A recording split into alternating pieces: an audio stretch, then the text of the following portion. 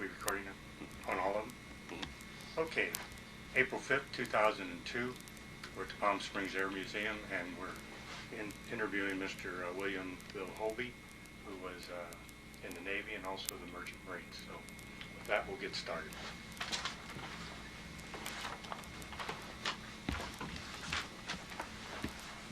Bill, when your mother and father decided they were going to have a child, where were you born?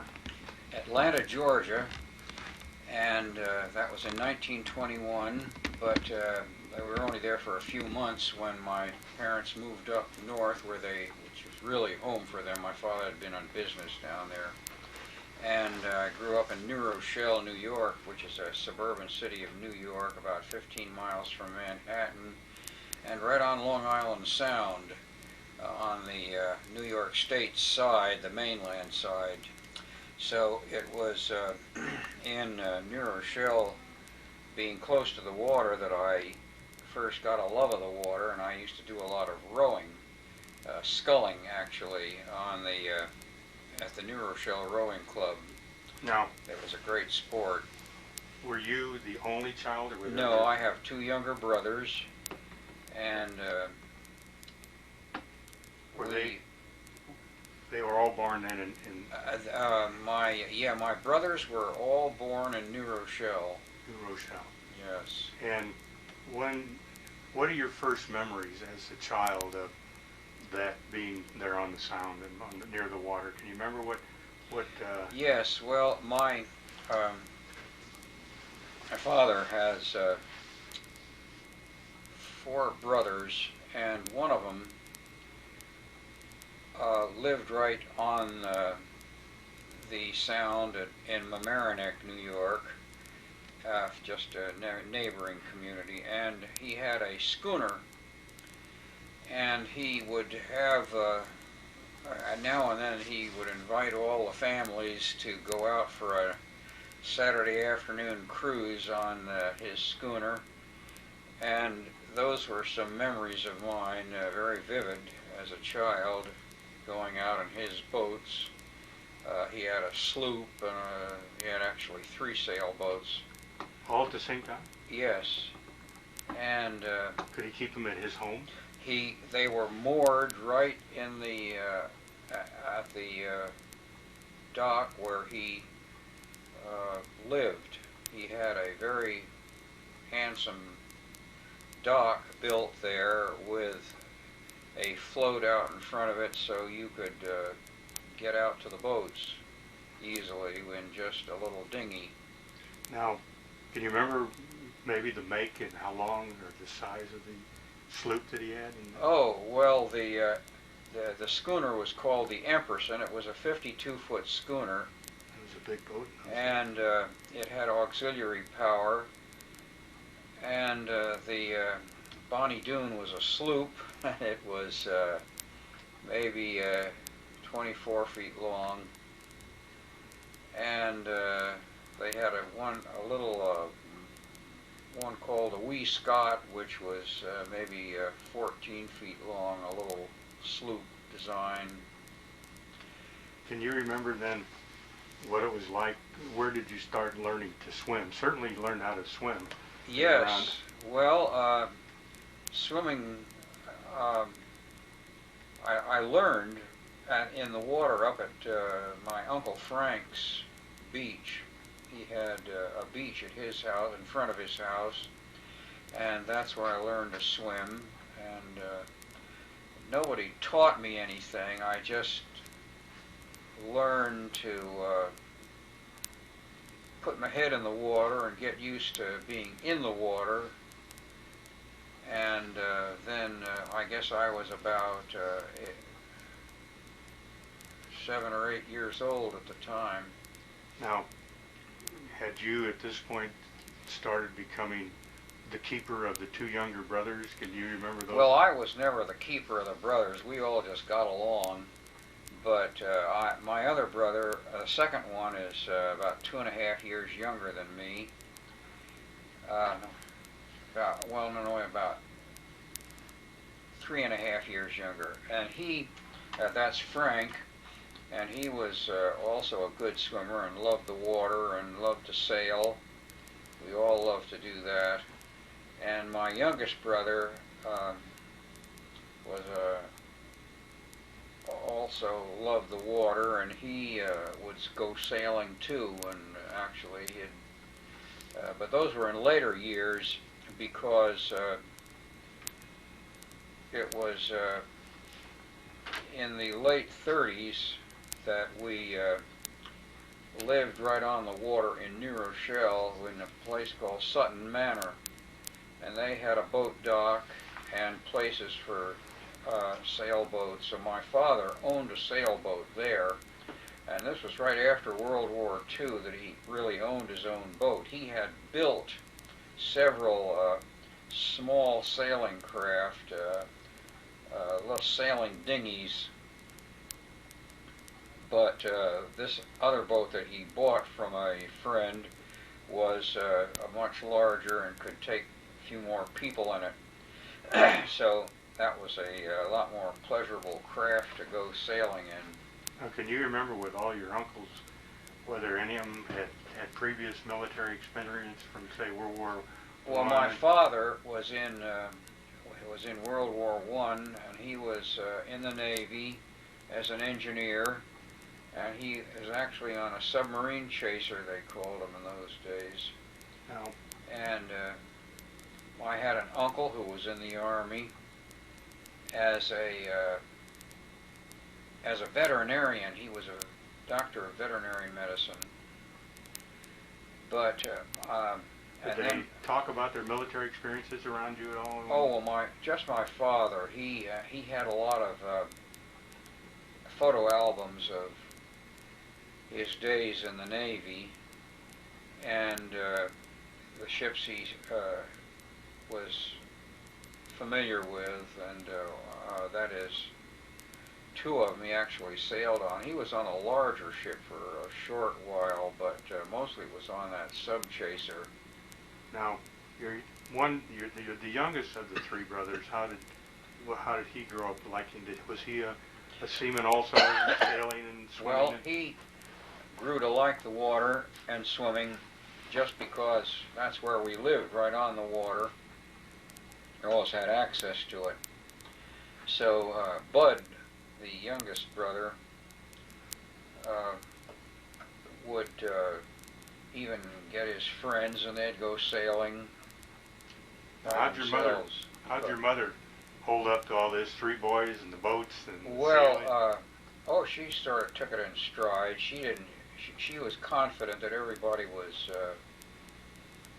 knew what he was doing. Can you remember where your dad was born, where he grew up? My father was born in Philadelphia and grew up around there, and he went to Drexel Institute. Is that an engineering school? That's an engineering school. And how did he meet your mother? Do you know that? Well, they met back in New Rochelle, where my mother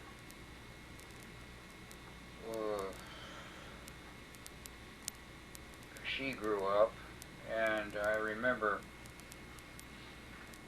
actually one of my first memories, I must have been about 2 or 3 years old, was just one of those fleeting things that you have a little picture of where they went out canoeing, and they took me, and I have pictures as a very young child, maybe 2 years old, on the rocks that they used to sun themselves on and go swimming from off New Rochelle. It's actually on part of Glen Island. And just a year and a half ago, I went on a trip down memory lane to go back there and hunt up the spot where these pictures were taken. Well, the waterfront has changed considerably, and nevertheless, I think I actually found the rock where they used to do their picnicking and with the canoe. That's wonderful. And Glen Island, of course, has been, it's a public island. There's the famous Glen Island Casino, which is a place where Glenn Miller and Harry James and Tommy Dorsey and all the others got their start in the big band era. Is it named? Back in the 30s. You know where the name Glen Island came from? No. And it sounds a little Scottish, or... Well, I really don't know.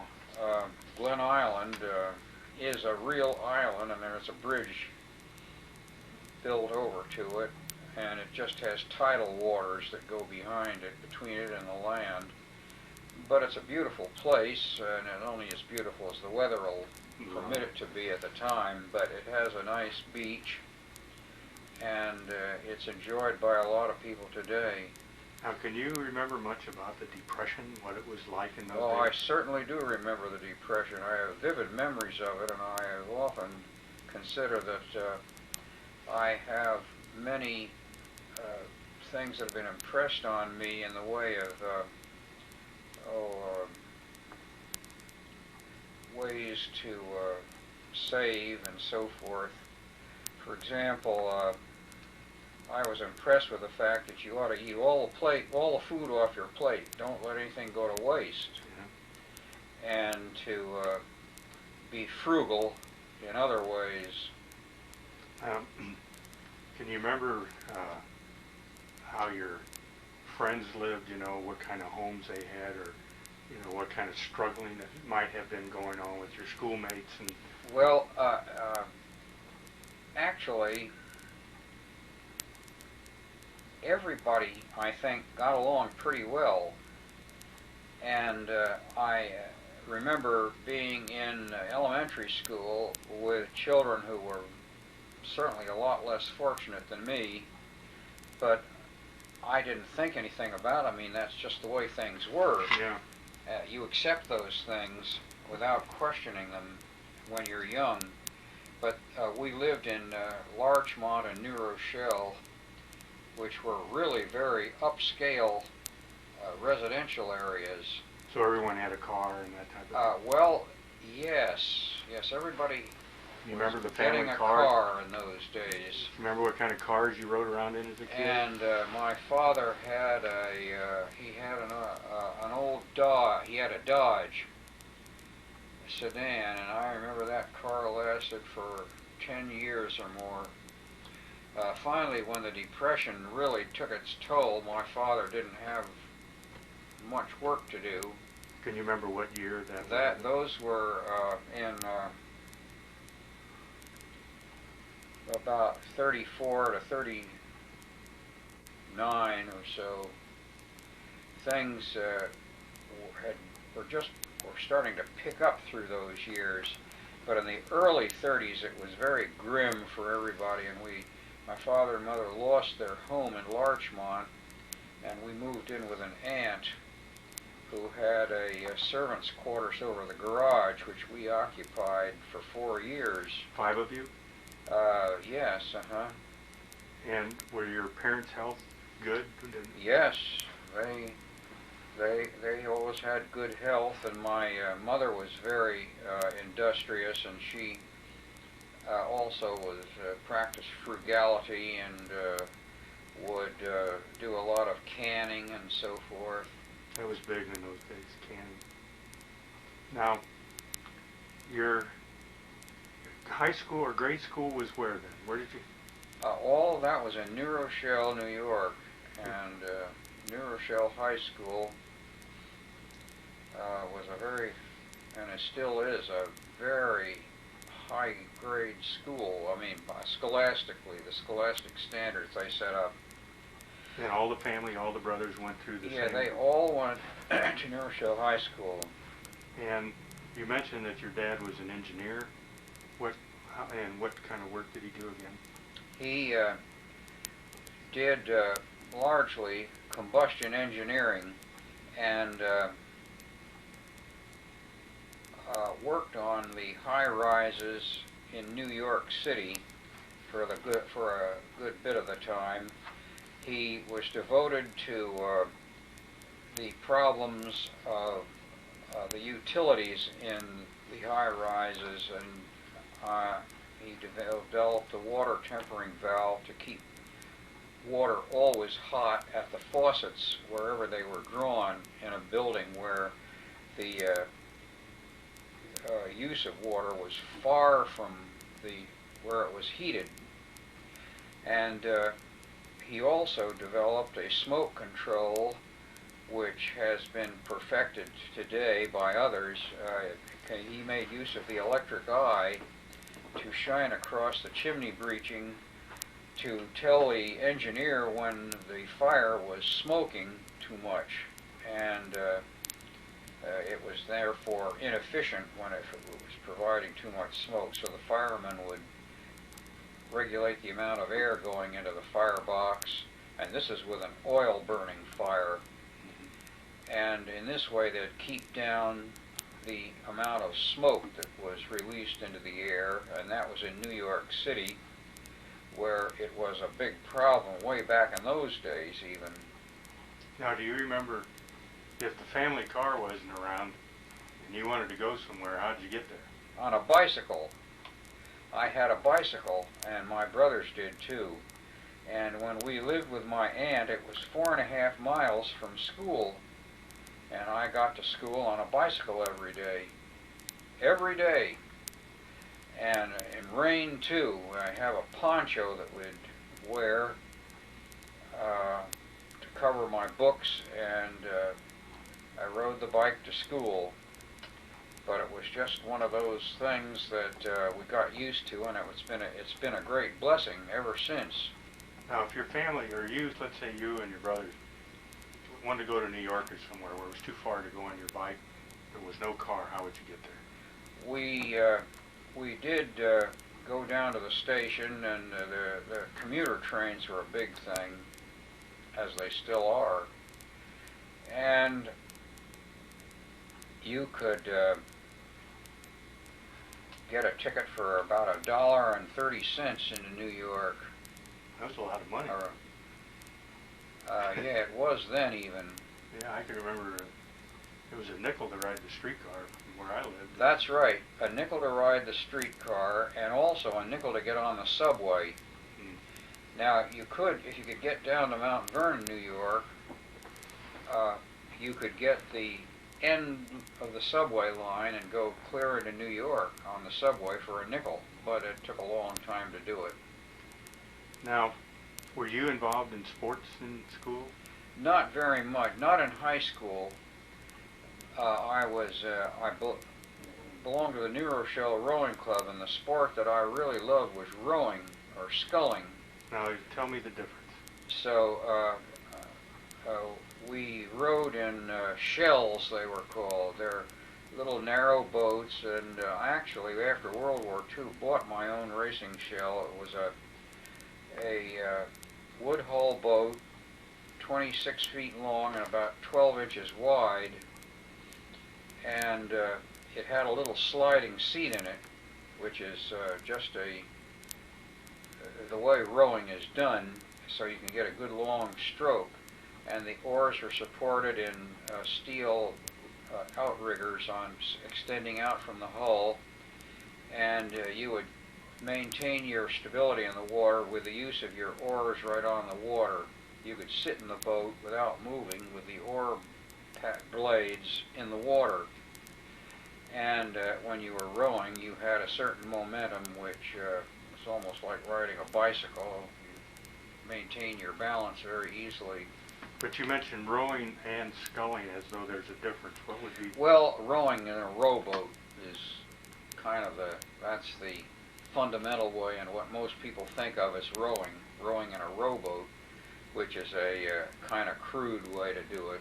It takes a long time to get places in a rowboat. But in a racing shell, you really move.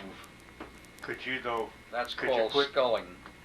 Could you put 10 people in a scull? No, you can't get. It depends on a shell is made just for the people who row it. So and, what would be the largest number of people they would make? The largest number is 8. So you would. An 8-oared shell, which is collegiate, which is what you see in collegiate rowing to this day, and the 8-oared shell has 8 members and a coxswain, and so there are 9 in the boat. That's all they carry. And then It's not for pleasure. How many would be the largest competition rowing that you would see? 8-oared shells. That's what the principal rowing competition is, and that's what collegiate rowing is today. And a scull is different? Now, sculling is rowing. I had to point out one other difference. When you're in an 8-oared shell, every man has 1 oar, and that's called sweep rowing. And there are 4 oars sticking out each side of the boat. In sculling, each man has 2 oars, so you can do it either singly or in doubles or in quads, and that's sculling. Seems to be more balanced to have 2 oars with, for Well, your body than to have 1. It's something. 8-oar sweep rowing is a highly polished sport. Yeah. Well, that's big Ivy League sport too. Yes, it is. Yeah. Right. And one of the chief manufacturers of rowing equipment was a man named George Pocock out in Seattle. And I bought a pair of sculling blades from him back in 1947 or so. You still have them? No, they wear out. Oh, okay. Now, I'm going to digress back just a little bit more. As you weren't that far relieved from World War I, was there much dialogue about World War I when you were growing up? Yes, my father would tell me,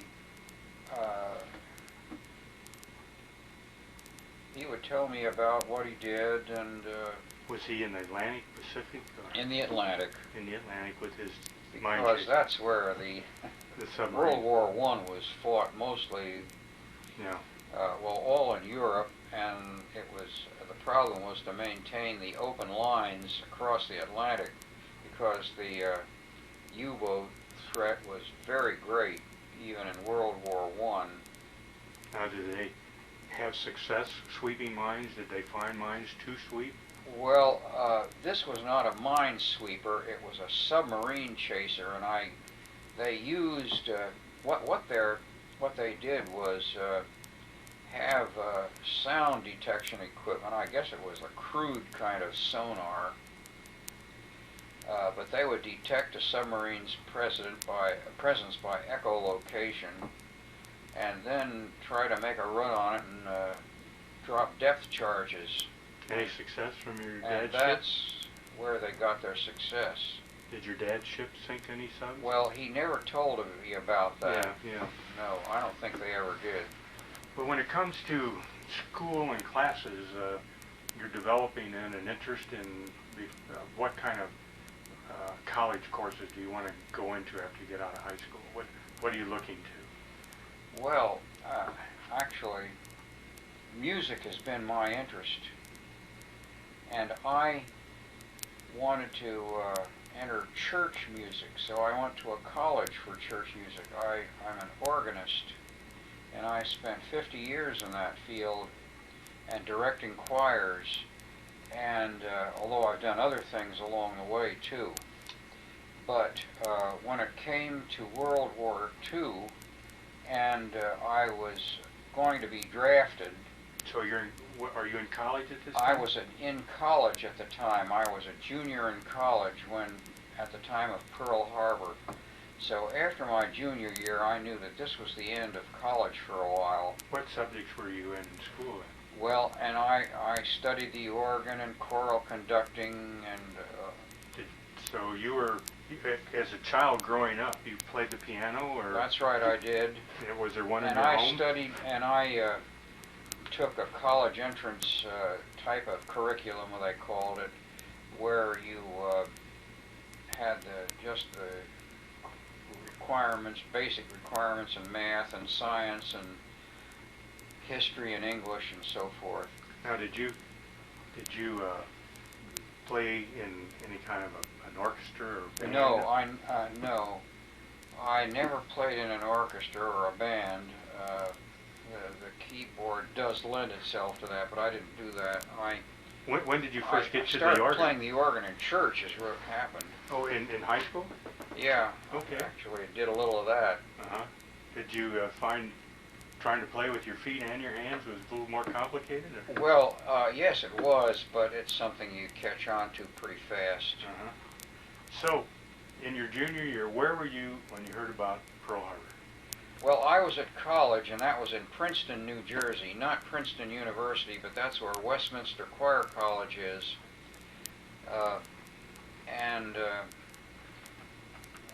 We closed up that year, and I came home, and I started.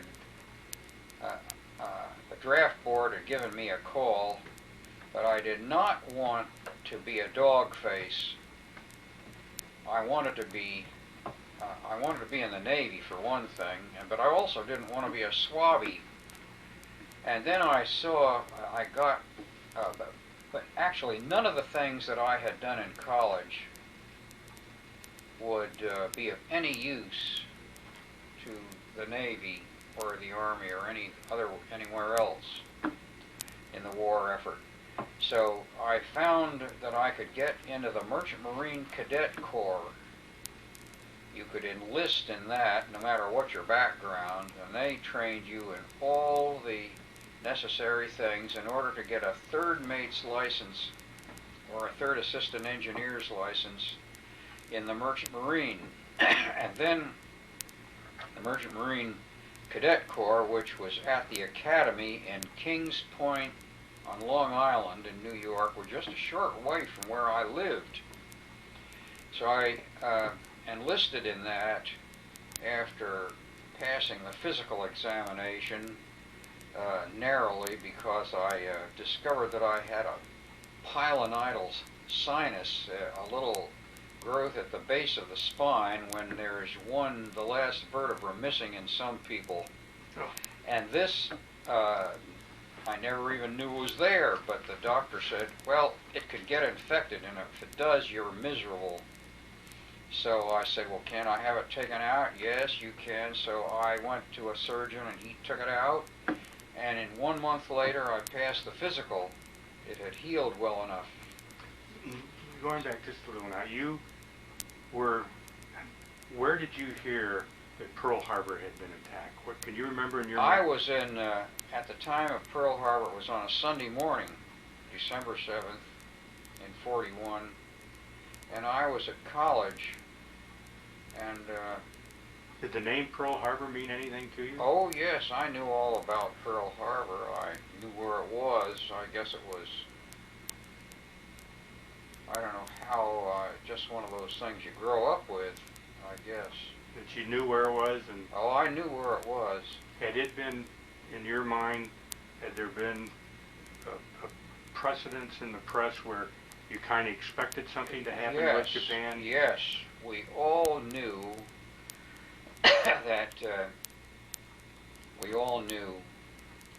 that a war was imminent, and Did you know which countries it would be with? well, yes. Well, you see, the war had already started between the British and the Germans. Germany had overrun Europe by the time Pearl Harbor came, Right. and they were well down in Africa.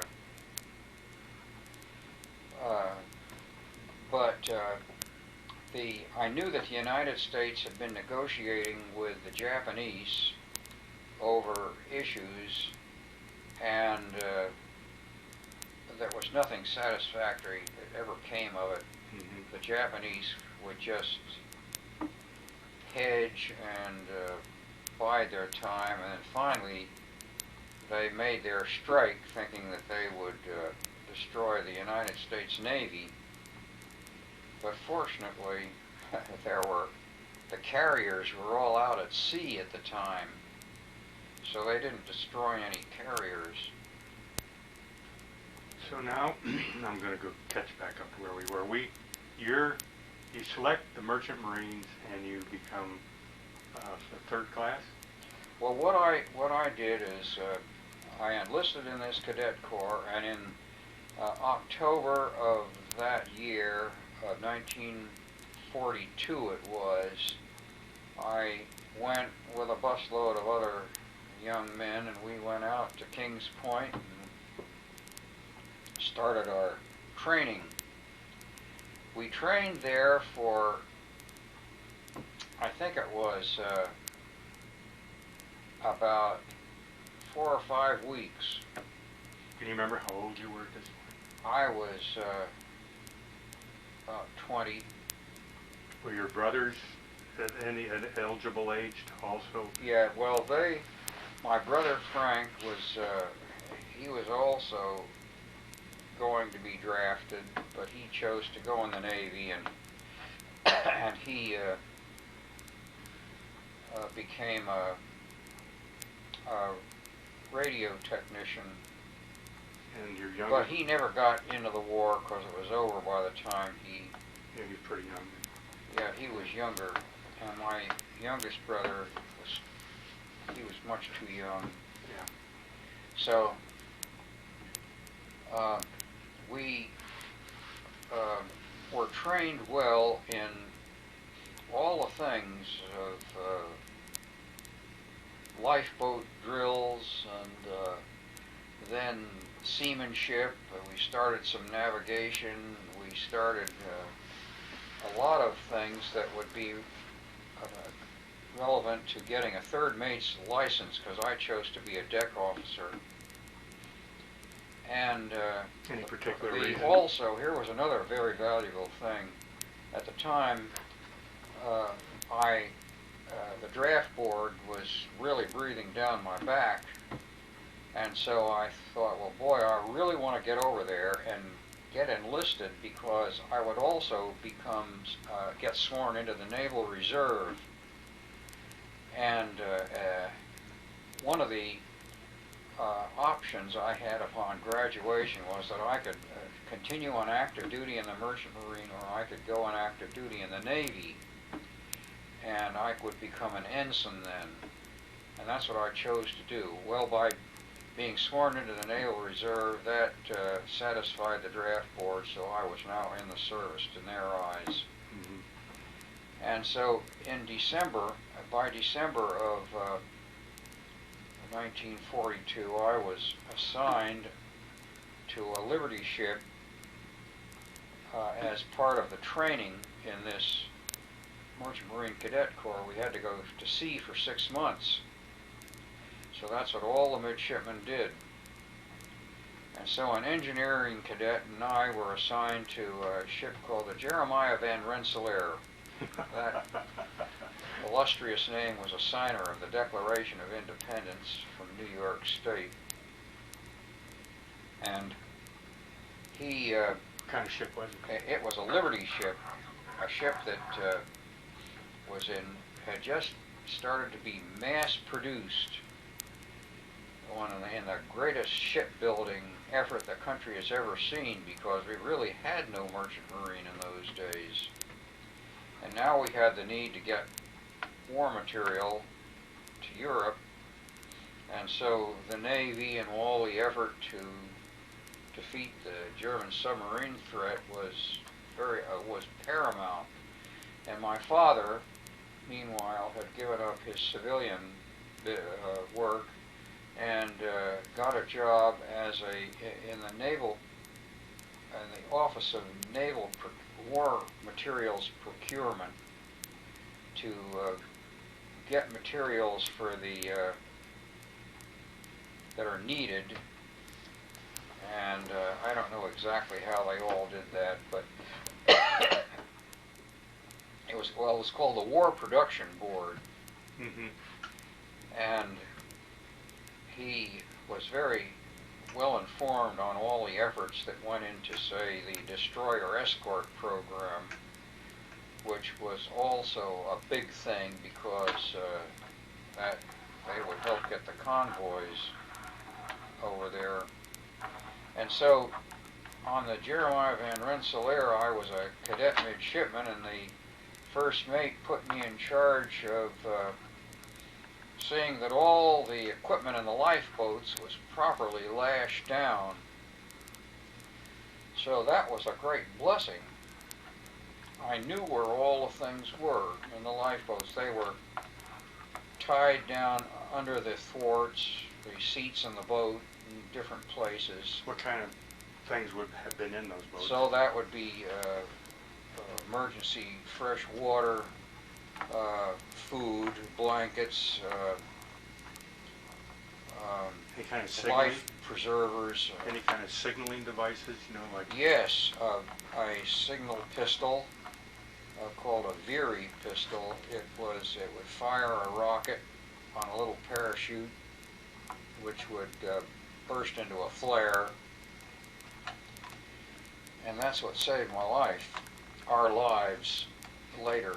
Now, you were able to get home back and visit while you were at the... Yeah, when I was at Kings Point, I actually got home several times. We'd have to go into New York City and then back out to New Rochelle on the train. Can you remember how your family was dealing with rationing and coupons and gas? Yes, they were dealing very well with it. They had a gasoline ration card. They would also get their share of sugar and other things.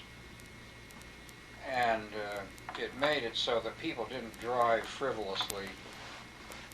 They just didn't get in the car and go someplace for the fun of it. Is your dad considered a part of the war effort? So yes, he was. He was part of the. Most everybody was in those days. Very few people, you could say, actually didn't have some part, however remote, in the war, it seems. Yeah. And everybody put his efforts into getting material together for great scrap metal drives and so forth. Yeah, I remember that as a Boy Scout. The newspaper. So then this Liberty ship was tied up at the Bush terminals in Brooklyn. Was that ship considered a new state-of-the-art ship at that time, or was it? Well, yes, it was. It wasn't state-of-the-art because it had a very old-fashioned type of engine. It had a steam reciprocating engine, a type of engine which was being done away with, but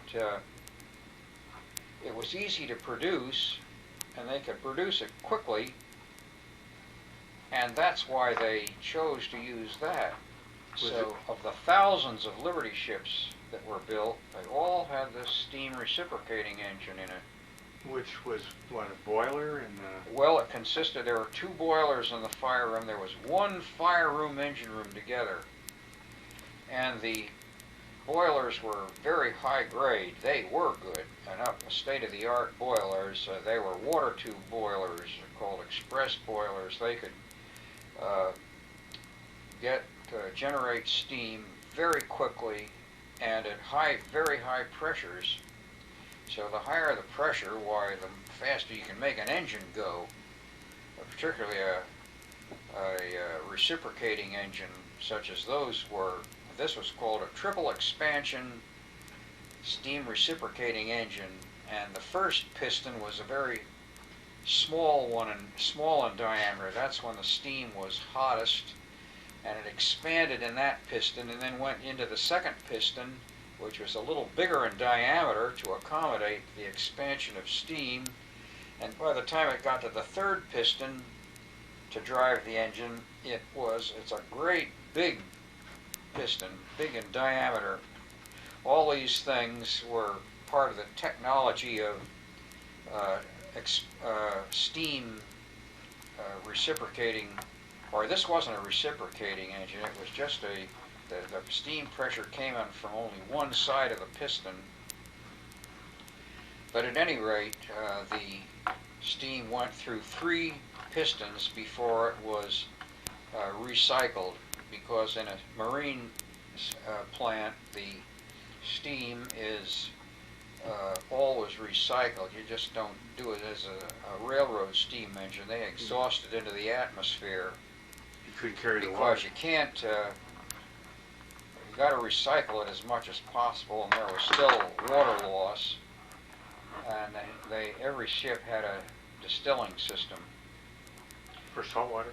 Yes, they would distill salt water to make to provide boiler feed water and also drinking water. But the Jeremiah Van Rensselaer left New York in a convoy of 62 ships. Now, how would be the size of a crew on a Liberty ship? The crew was made up of civilians, and they were indeed a motley bunch, I'll tell you. And it was a very poorly disciplined crew. Do you remember how many might have been in a crew on a Liberty? There were probably 75.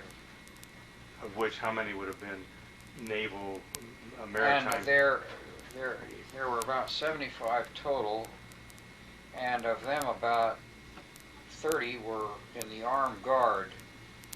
They were in the Navy, and there was a Lieutenant J.G. who supervised them. So you had some guns aboard? Yes, we had,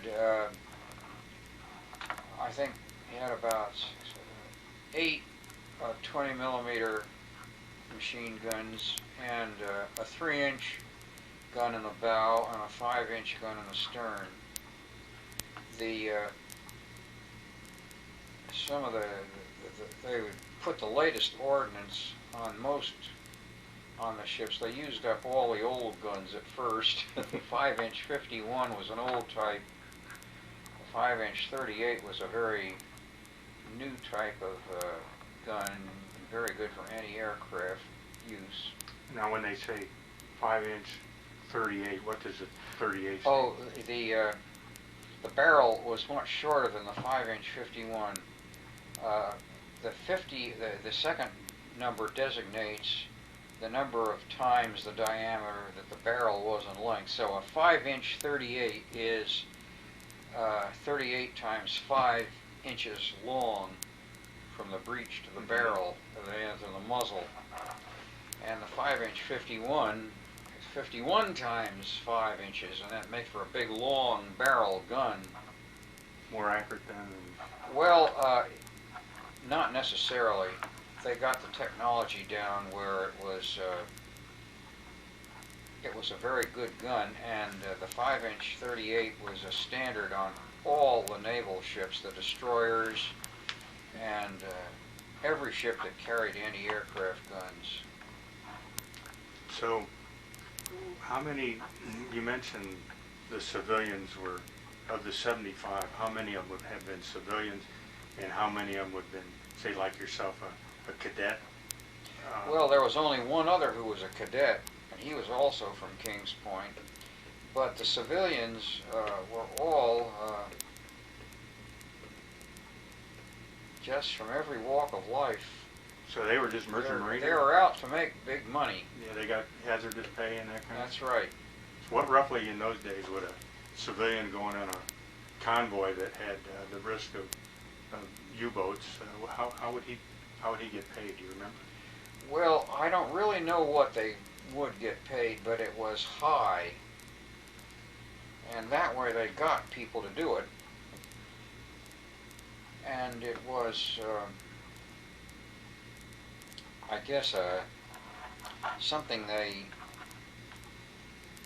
did with certainly plenty of trepidation, but they still thought, well, I would rather do this than get in the Army. Now, were there merchant marine officers? Yes. Running the ship? How many That's of those? right.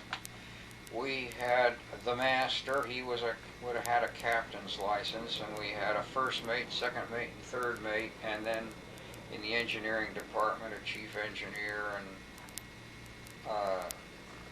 3 other engineering officers. And they were all trained in their field and had Coast Guard licenses for that. The rest could be trained almost on the job to do whatever they did, except they did need a little bit of training. Most deckhands would have to have a lifeboat, a boatman's license, That is to show that he could operate a lifeboat, that he could get it lowered away. And that's one thing they trained us to do, and I had a lifeboat certificate during my first 3 weeks at Kings Point. Very important. So how would the chain of command have gone between the merchant marine, the skipper of the ship, and his personnel, and the Navy people who were manning the guns? Well, the skipper of the ship, the civilian captain, was in command, full command. The armed guard officer was in command of his men, and when they were fighting, or if there was any fighting or firing to do, while he was in charge of the guns. And all the merchant marine personnel would have to sit by and stand by and watch, except for one thing. I think they would get the civilian crew to get down into the magazine and start passing ammunition up if there was in any emergency, although I think there were still plenty of armed guard people to do that. But when you come to manning all those 20 millimeter cannon, that takes a lot of men. You see, every gun has to have really 2 men. There's the man who's actually firing it, and then there's another man who keeps the magazines loaded onto the gun. Now, how were the messes arranged on the ship? Did you have a mess for the maritime people and a mess for the civilians, or how'd that go? Yeah, there were 2. There was an officer's wardroom and a crewman's mess. Was the food? How do you remember the food? Well, it was all respectable, Nope. but everything was bare bones stuff. You served your food on a stainless steel tray. Even the officers got that. Was there a lot of dehydrated stuff still in the... Well, no, they had good food. That's one thing you could do on a ship. You could have good food, because here they had a big freezer. Mm-hmm.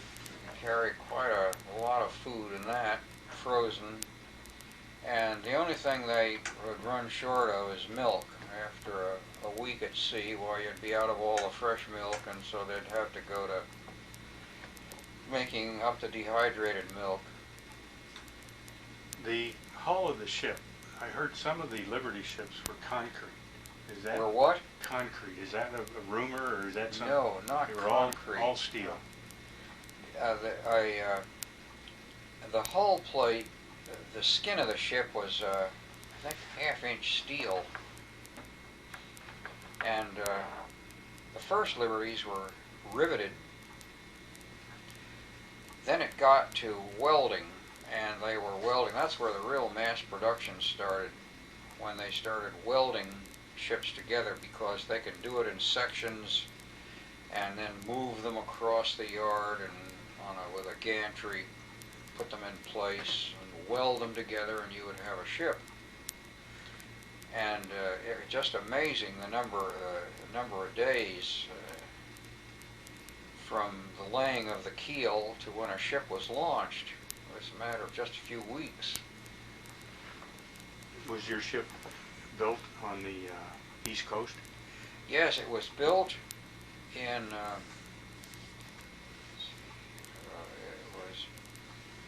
I think it was built down in South Carolina. That would be in Charleston. They had some shipyards there. And this Liberty was built there. It was a very good one. It was a welded construction, well built. And this was only the second, when I got on board, this would have been the second voyage that it made. Now, you're on your first crossing then as a cadet, and I'm sure by this time there's the activity of the German submarines, even on the East Coast, off North Carolina and Florida and those different places had been pretty much started. Can you remember a little bit about that? Well, yes. Still in late 1942 and early 43, the submarine threat was still very dangerous.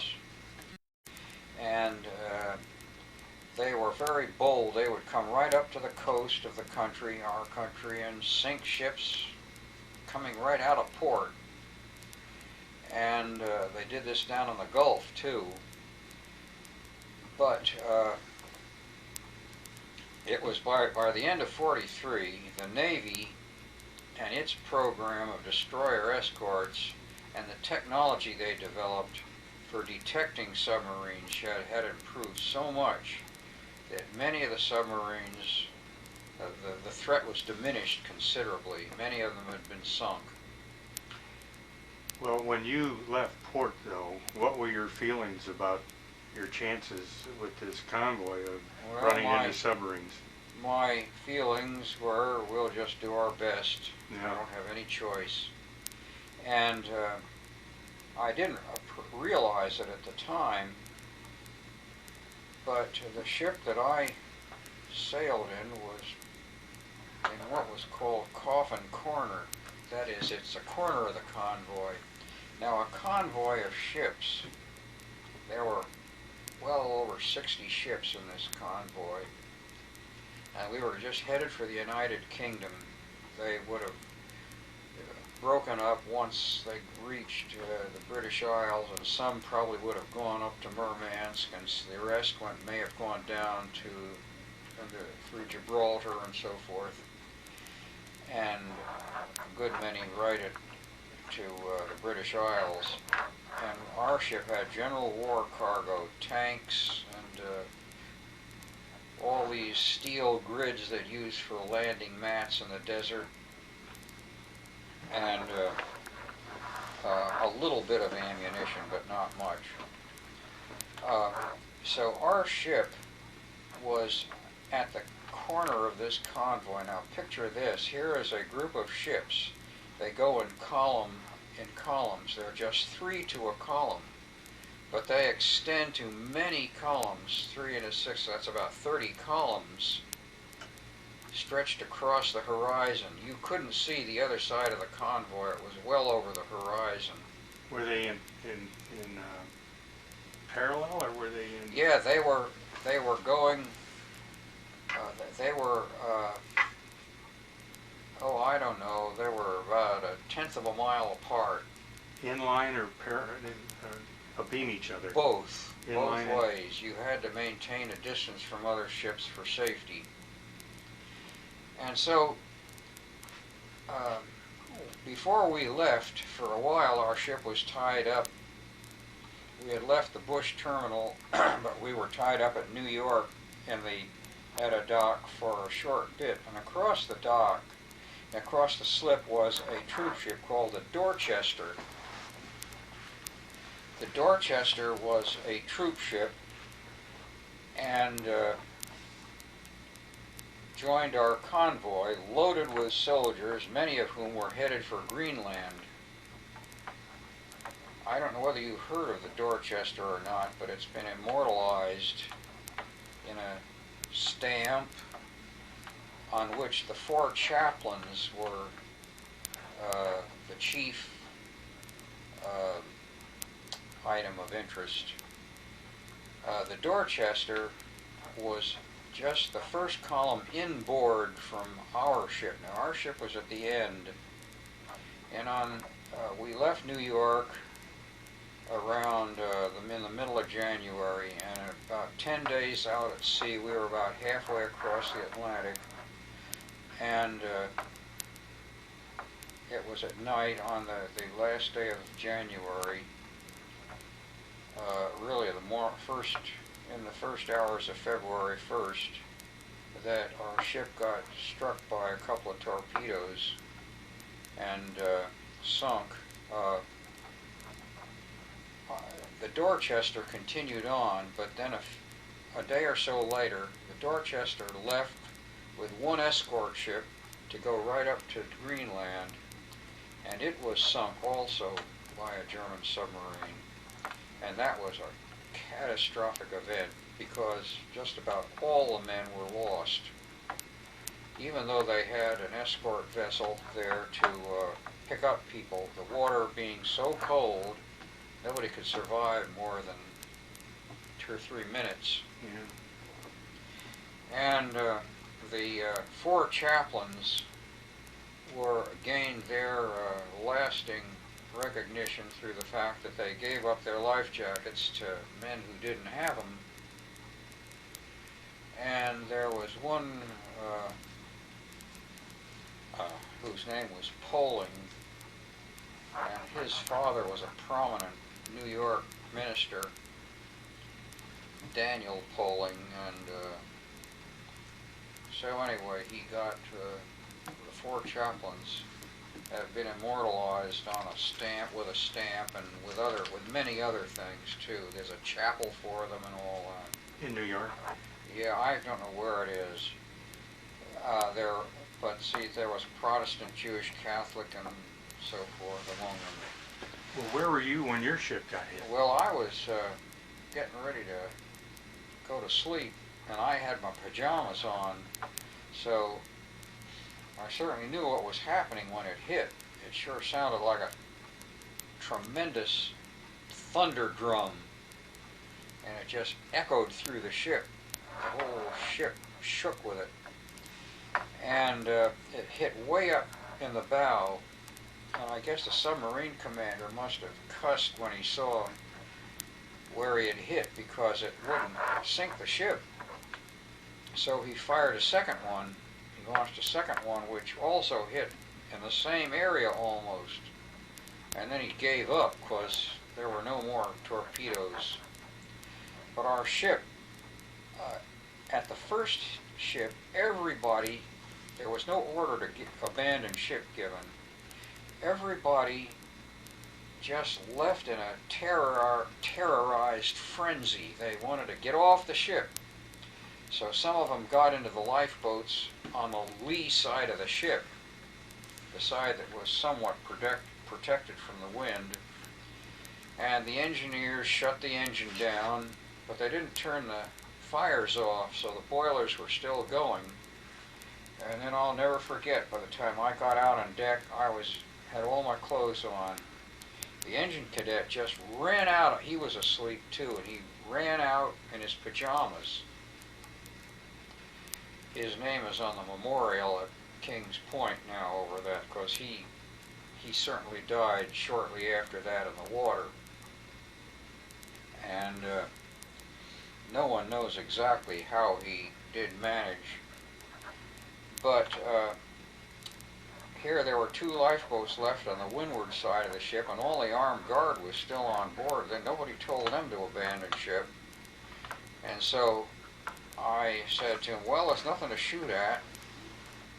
And so they agreed there, and so we all, the rest of the armed guard, got in these 2 lifeboats, and I supervised them in getting the boats down, and the ship rolled so much that the seas were so high at the time that here the lifeboat would be just a short way from the water when it was rolled this way, and then on the roll this way to be 40 feet down to the water.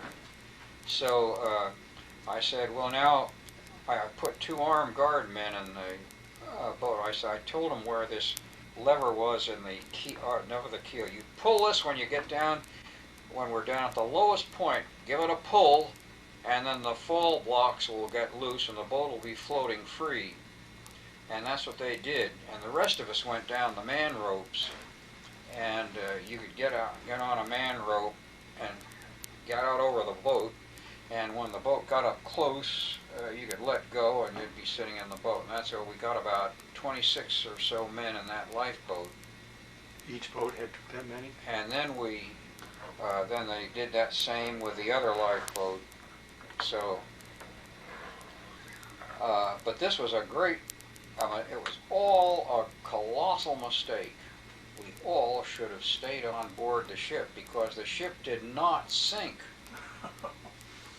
The torpedoes had hit so far forward that they only damaged the integrity of a small part of the ship. The ship could still float, and it did, because the next morning, after, well, we were on a lifeboat for quite a while. We were about maybe, I don't know, 45 minutes. We had drifted quite a way away from the ship, and I could still see the ship. I thought, when's that ship going to sink? But it never did.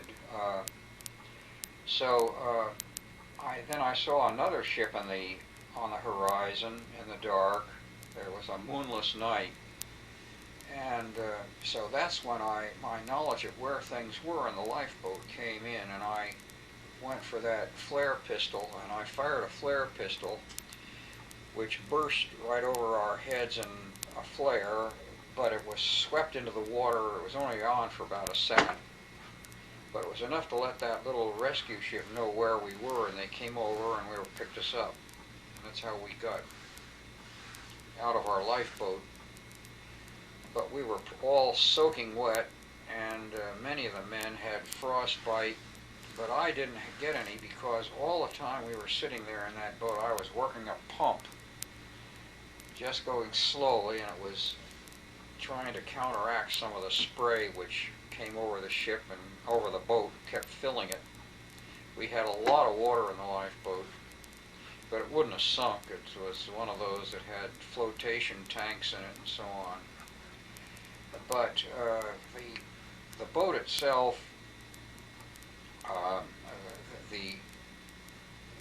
they just let it go adrift after we all got out of it, and we were taken on board, and I never was so thankful to get on board that little ship. It was called the SS Accrington. It was a little steamship that was used in British ferry service up between the islands, and very small. Halfway out into the Atlantic? And it was designated as the rescue ship in this convoy. I see. Its purpose was to do what it was doing. And so the next day we saw dawn came a short while after that, and we saw our ship still floating, but they had to sink it because it was a menace to navigation. They wanted to go over and see if they could put a crew on board to keep going, but they couldn't because the boilers were so damaged with having the fires burn, and all the temper was out of the water tubes, and they just couldn't get steam up in it again.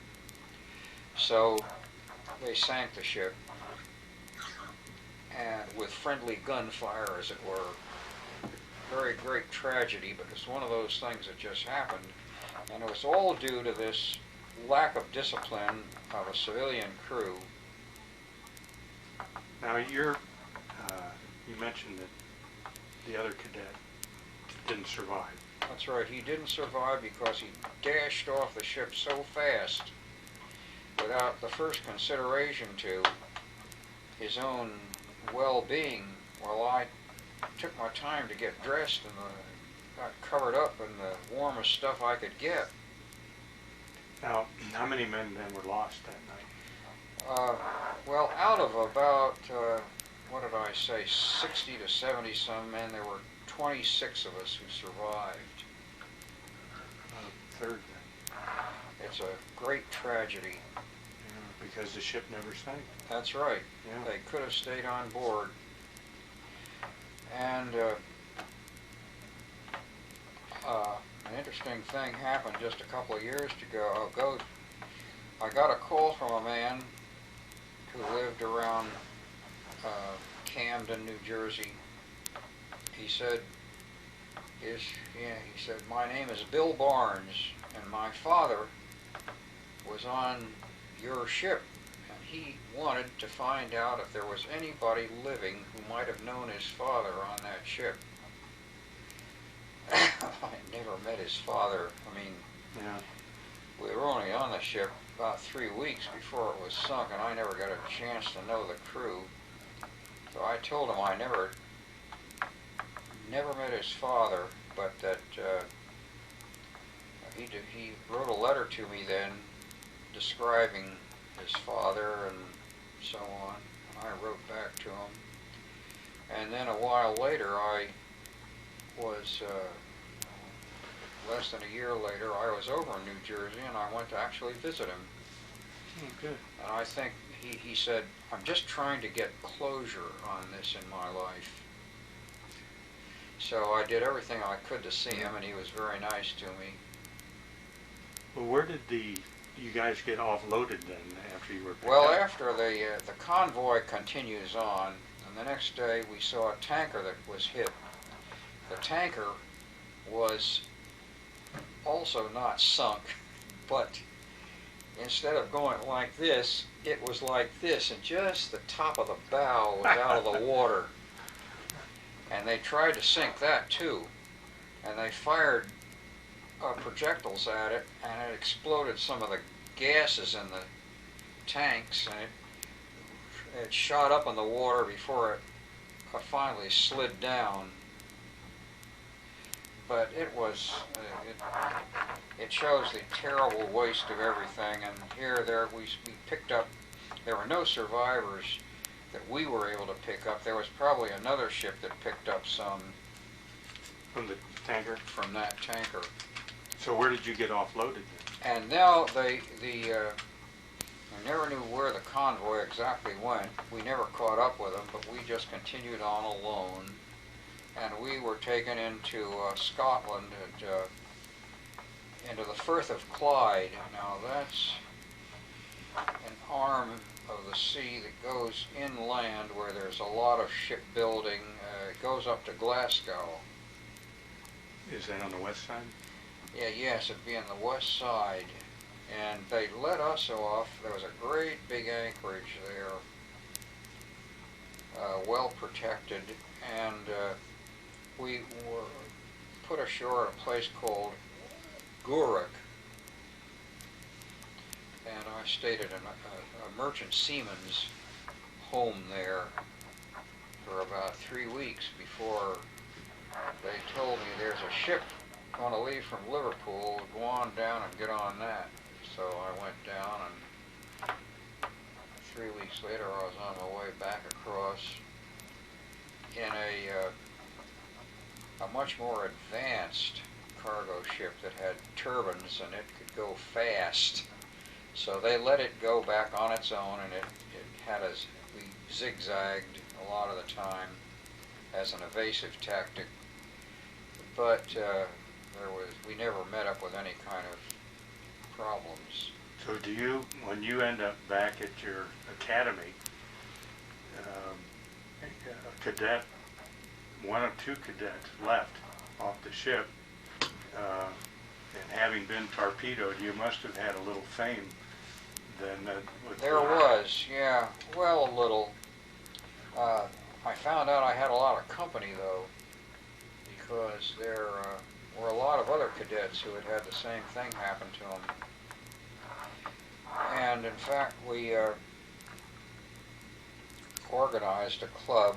They called it the Tin Fish Club, and we had a banquet in '44 it was, at the Waldorf in New York City, and it was quite a party. And it was a nice thing to do, but nobody ever kept up that club. Well, did you then have to go on through more school? That's right. Then I continued on, and for another 6 months, then I got a third mate's license, and I told them then I was sworn in an active duty into the Navy, and they sent me out to the West Coast because about this time the war was winding down in Europe. And well, let's see, it hadn't come to an end yet. What time would this have been? That was in June of '44 that I went out to the West Coast. So how did you get from East Coast to West Coast? On the train 3 days on the train. And out on the west coast, I was sent to San Francisco, and I went to Treasure Island, which was a big staging center for the formation of ships' crews. And they were forming crews, well, for every kind of ship there could be, almost. And I was assigned to a ship that would be an ammunition ship. Actually, it was a Victory ship. Now, the building of Liberty ships stopped after they decided to improve, and they started building the Victory ship, which was also a mass-produced ship. And it was much more advanced technologically. It had greater speed because it had turbines. And the Victory was what the Navy took. They took 10 of them and commissioned them as official Navy ships and put crews on them. There were about 75 men on a ship. We did our own. There was no armed guard crew because the Navy crew did that. But we had the same kind of armament with 20 millimeter machine guns and 3-inch and 5-inch gun. And your job was now? And on that ship I was an ensign, so I was assigned to deck watches and also as an assistant navigator. Well, it wasn't long before I was also doing all the navigating, and I really did like that job. What was your equipment for navigating in those And days? my equipment was a lowly sextant. In the charts? That's right, and the charts. So I learned how to do celestial navigation, and it was a great thing. Of course, it's fairly simple. You just punch tables, really. But the thing of it is, we did not have any radar on the ship even. None at all. And that made for some pretty hairy experiences, particularly when we were coming back to San Francisco. This was after the war was over. The ship was coming in, and we ran into the fog, which is notorious off San Francisco. We never saw the Farallone Islands, and although I swore I could hear the water lapping on the shore, but not really. But we really edged our way in, still maintaining our course. I had gotten a good noon sun sight. I knew our latitude, and that was the important thing to have. So we were able to plot our course, and all of a sudden we came out of the fog, and there, dead ahead, was the Golden Gate Bridge. I was never so thankful, believe me, because here our ship was loaded up with ammunition that we had picked up in Saipan to clean out the naval magazine there to take back to this country. And we got all that got it all back, but I'll tell you, that was really something that I was not prepared for. Other ships would go past us real fast, but they all had radar on them. Yeah. Now, so when you went to Treasure Island, you were assigned to the Victory ship. What, can you remember the name of it? The USS Lakewood Victory, and I do have a good picture of that I can provide. Now, the name Lakewood Victory, what does that? It was named after the town in Lakewood, New Jersey. Lakewood, New Jersey. And it was right there in San Francisco? You went aboard there? It was built, yes, it was built at the Kaiser Permanente Metals shipyard, which was up in Richmond, California. That's on the north side of the bay. Mm-hmm. And that's where we picked it up. Brand new? Yeah, brand new. And we took it on a shakedown. We went down to off Long Beach and sailed among the coastal islands there, making charts and taking statistical information about our ship. Now, what would have been the rank of the senior officer aboard? The commanding officer was a commander. Full commander? Yes. And the executive officer was a full lieutenant. There were several lieutenants. The chief engineer was a lieutenant, and he had several chief warrant officers under him Now, to supervise the engineering, but otherwise there was only one other warrant officer on the deck force, and he was a signalman, but he didn't do signaling. Well, yeah, I think he must have worked in communications because he was a radioman. now, the guns you say were the same as the Liberty ships. That's right. But The armament, most of these ships was identical. Now, the power plant is now a turbine. Were there other differences? Did you have more cargo capacity, more booms, more? Well, perhaps there might have been more cargo capacity, but basically the ship was the same, and I don't even think they had a heavy lift boom on it. I think they didn't put that on because it wouldn't be needed. Would there have been two propellers, two No, separate shafts, or one just shaft? one drive a shaft. single screw ship. All these ships were that way, single screw. So the whole ship's crew was, even including some of the engineers, were trained in the cargo handling, the handling of ammunition. And when we got to a location, the first big place we gave out ammunition was at Iwo Jima. We lay off the island and opened up the hatches and got the cargo equipment all ready, and ships would come up alongside and would transfer ammunition to them. And sometimes it was directly to a ship itself, and we were alongside several big ships as well as destroyers and whatnot. But occasionally just one of these landing craft would come up and we'd transfer ammunition to them. So would it have been primarily then large rounds, or would you have had? Yeah, it was everything. So you had we small had, arms and We had small arms ammunition, the 20 millimeter and 40 millimeter and 5-inch, lots of 5-inch projectiles, and that was a separate shell. You had the projectile and you had a can of powder that you had to put in behind it. And those were primarily shipboard then. that's right.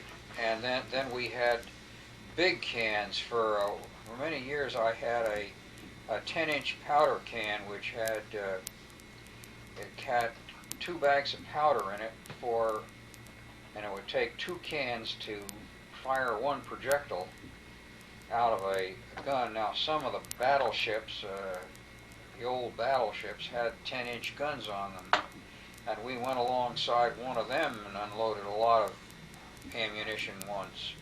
Well, there was a rather large explosion at Long Beach, wasn't there, loading ammunition? At Port Chicago. Port Chicago, yeah. That was up the Sacramento River from San Francisco. And there was a mutiny after that where the men wouldn't load. That's right. Were lessons learned passed back to you guys on how you loaded and unloaded from there? Yes.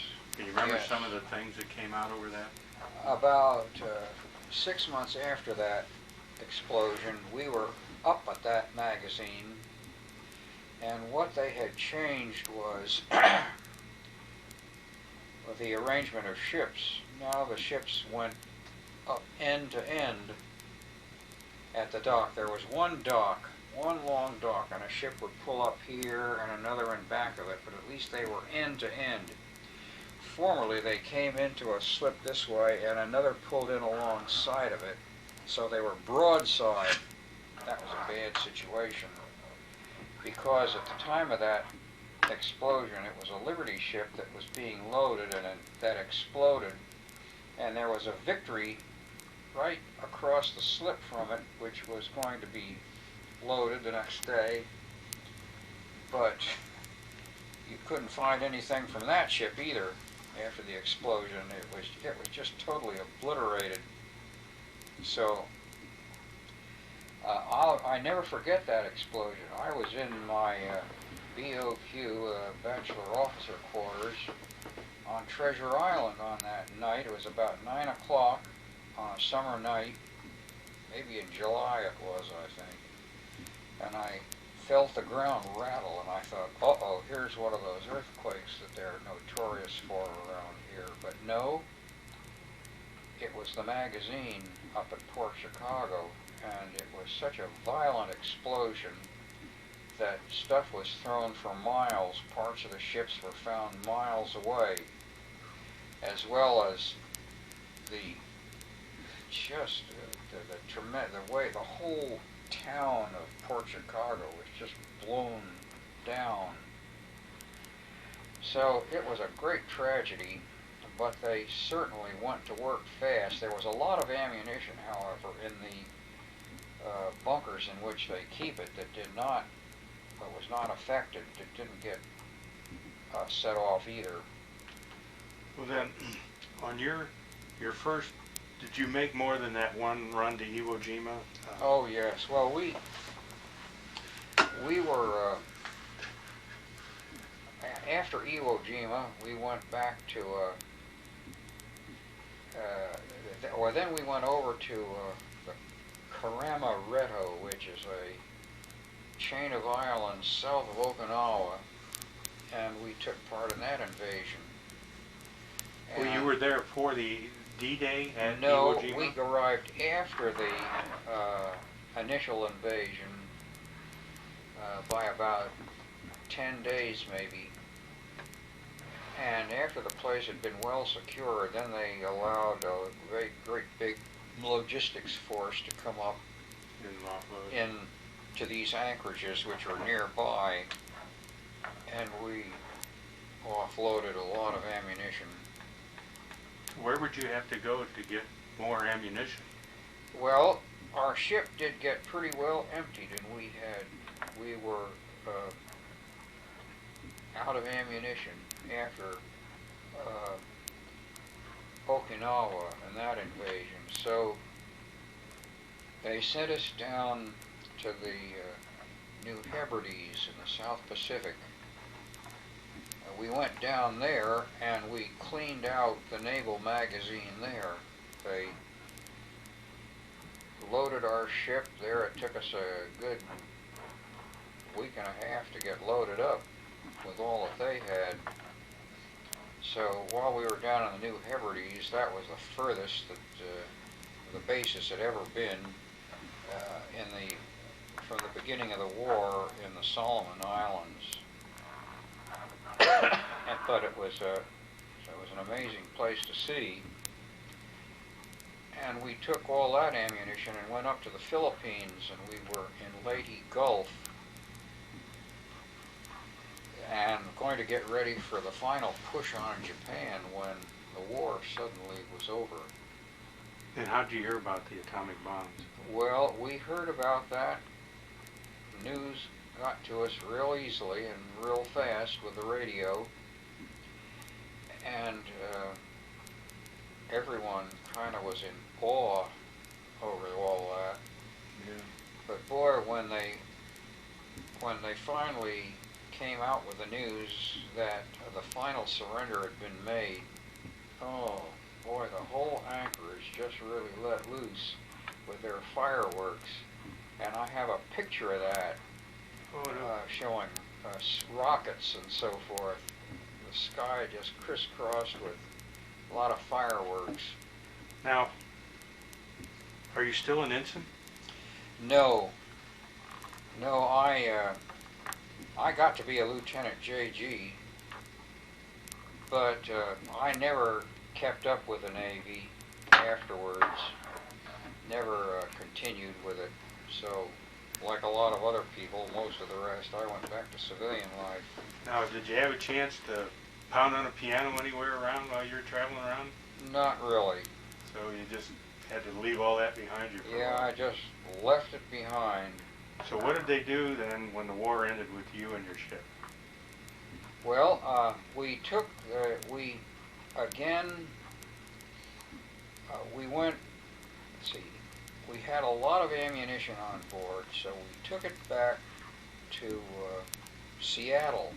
There's a big magazine up there at Bangor, Washington, which is now a nuclear sub base. And then we went over into the Phillips Bay in Seattle and loaded up with a Coca-Cola and lots of stuff like that. We had a whole load of foodstuffs, which we took to the Marianas. We took some to Guam. We started unloading there, and then up to Saipan, and we unloaded the rest. And then we proceeded to load up with the naval magazine from Saipan, and we had a big load of ammunition by the time it was ready to go home. And we took that back to Port Chicago. So that's where we got rid of that. Well, anyway, the ship was, everyone, that was a whole year after the war.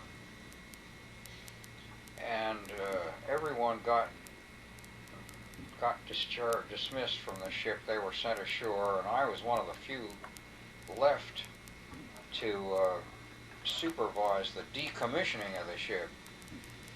Well, the ship was in San Francisco Bay, empty, and a lighter came alongside and they took off the guns, and then we finally, the rest of the crew finally left, and we went ashore. We were assigned quarters ashore, and there was an office where I was going to close out all the ship's.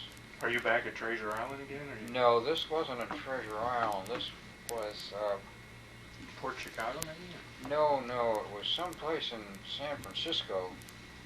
In the town? Yeah, in the city. Okay. And we closed out a lot of all the thing, the logs and records. And then I was reassigned to another ship. It was an APA, a personnel ship, a ship that carried troops and had the equipment to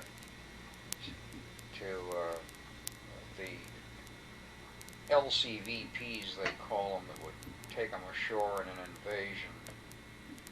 So this was a cargo ship too, strictly made for its role carrying troops, and we were going to take that up to Washington to decommission it. And so we worked for a while on that ship with records and things, trying to make inventories, but then finally they towed the ship away to we left it all, and they towed the ship away to a graveyard fleet, and it was mothballed, I guess, and I don't know whatever became of the ship. Most of them were, I think, were scrapped. A good many of them. Now the Victory ship that we had, the Lakewood, we gave over to a civilian crew, and it was operated by a steamship company, and it carried scrap metal over to Japan for a couple of years following the war. Right where we left off before the war started. Yeah. Well then, your college, you only had 2 years of college, right? Well, I had 3. 3 years. So I went back in '46 and I graduated From Westminster? 47 from college, but I stayed 2 years in the graduate school because I got a teaching fellowship In the Oregon? in Oregon, and I had a lot of students, Now, which I did. your brother's out of the service also now, and Yes, my brother, my second brother, this was very interesting. He was an enlisted man and did a lot of guard and shore patrol duties, but he was finally dismissed down in San Diego, or the Long Beach area, I think it was, and he said that he wanted to go on his own across the country. He didn't want to be sent back home on the train. Instead, he hitchhiked home. So he had a camera, and he has slides which are still shown to this day of that hitchhiking trip that he took across the country. And back in those days, any guy in a uniform was picked up on a drop of a hat, and he was entertained pretty royally. So my brother visited all the very famous national parks. He himself climbed to the top of Mount Whitney, and he has been up on Half Dome at Yosemite, and has pictures of all that stuff. So he had a great adventure. And while he was doing that, I still maintained contact with him. I don't really even know how we did that, but he knew that my ship would be up in Seattle, and we were tied up at a dock up there. And one night, the OD came down to he looked in the porthole of my room. I was in my room, and he said, "Hey, Holby, your brother's here." I'll be darned. So he managed, we were out in an anchorage, but he managed to get one of the ship's boats out. Yeah. And he could, with his uniform, he could get anywhere too. And so he came back, and there was an extra bunk in the room I was staying in, so he stayed there, and he went down through the chow line with everybody else. And that's great. And we traveled around a little bit, and he went on from Seattle because he wanted to go down to see Mount Rainier and sites like that. So you go back, finish your college, you stay for a master's degree. Is that what? I did, yes. In music, and your brother comes home eventually. Yes, he got home before I did, and he went back to Worcester Tech. He went to Worcester Polytechnic Institute and graduated there. So, with what kind of degree? He had a degree in electrical engineering. And where did he end up? Well, my brother started working with GE, and started out near Schenectady, New York, and went to several places, and finally got in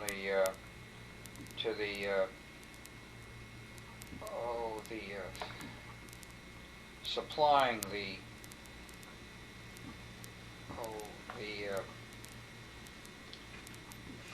moon, the Gemini, moon rocket, Gemini, yeah, all those. Mercury and Saturn. Yeah, he worked out of the Redstone Arsenal, which was in Alabama at Huntsville. So he stayed associated with government projects. Yes, that's right, he was there, but they finally brought that to a close, so he was out of a job, and he got himself a good job with another, up in Binghamton, New York, with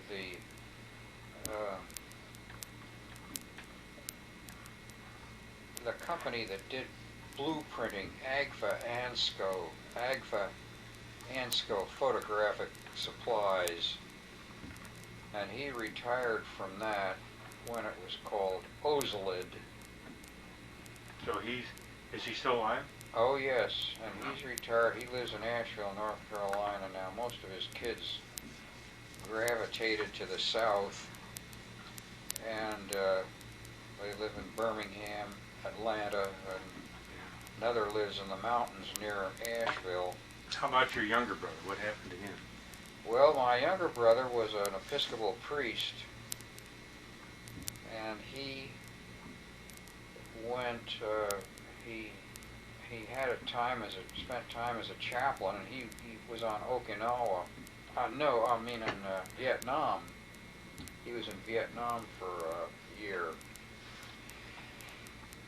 But he came back and was a priest in a church. He was in Charleston.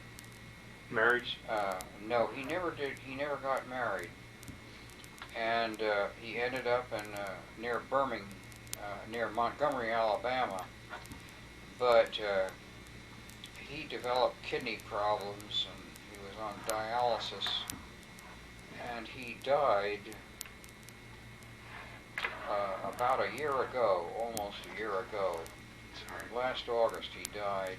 He was in Daytona. I have a son and a daughter, and they live in Daytona. The son does. And my son took charge of his uncle and found him a home down there, a extended care facility, which is where he lived up to the end. But he could have been alive today if he had kept on dialysis, but the dialysis was so miserable. It made him feel so awful that he said, "I'm giving up." Well, now, So it's like he signed his death warrant knowing full well that he wouldn't last but about 6 weeks. so when you come home, you get your degree, you stay there teaching, where do you meet your wife? I went to my first job in a church, a full-time church job in Ashland, Kentucky in '49, and that's where I met my wife. She was the director of Christian education that they had gotten, and we were married in 1950, and our kids were born down in Ashland. And so we lived in 2 other communities, 3 other. We lived in Grand Rapids, Michigan, and then to Mount Vernon, Ohio, which is a little community near Columbus. And then we went up to Canton, Ohio, which is where I lived we lived for 33 years. Now, my wife died in '99 in January, and I didn't like living alone, but I remembered a girl that I knew in college. I met her in '47, and we dated a little bit, and I knew that she was single. She had 4 kids, and she has one out here who's a nurse at Eisenhower, a pediatric nurse, and that's how she got won over, wanting to come out here. So she had made arrangements to come out here, so if I wanted to come out here and live, she'd consent to marrying me. Okay. Well, anyway, we agreed to do this, so that's why I'm here. That's marvelous. And so I cleaned out my home in Canton and moved out here. Now, when you went back to school, your mother and dad were still? They were still living in New Rochelle, but by the time in the late 50s, my father retired. My father and mother had a very happy retirement.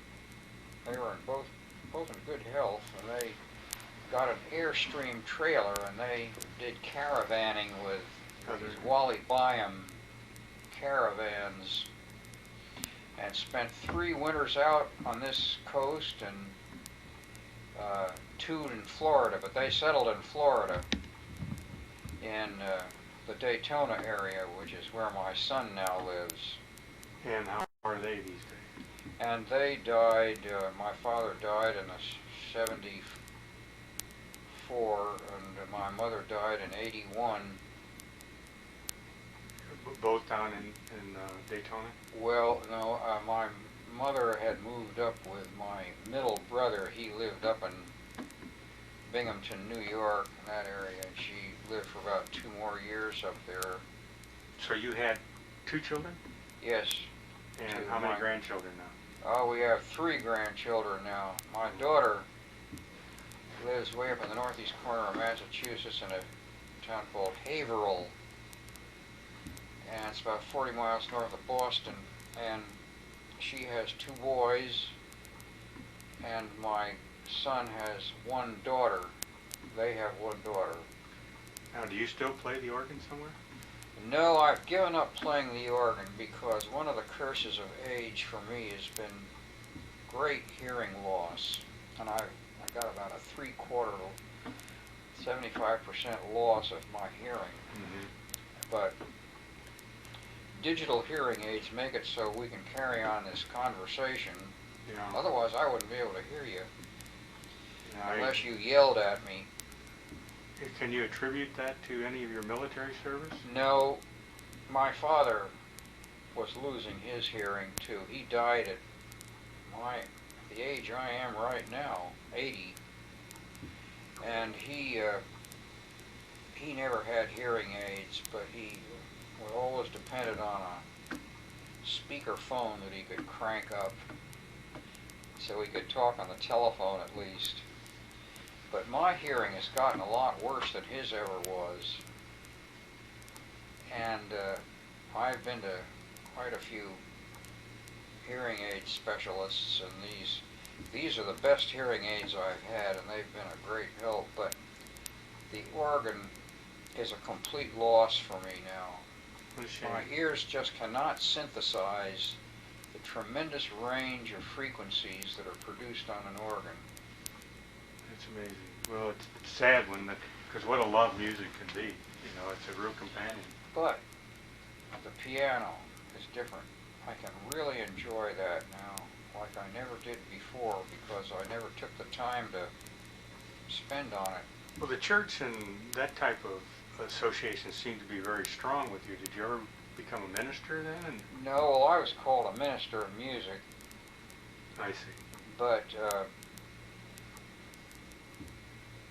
it got so that people didn't want full-time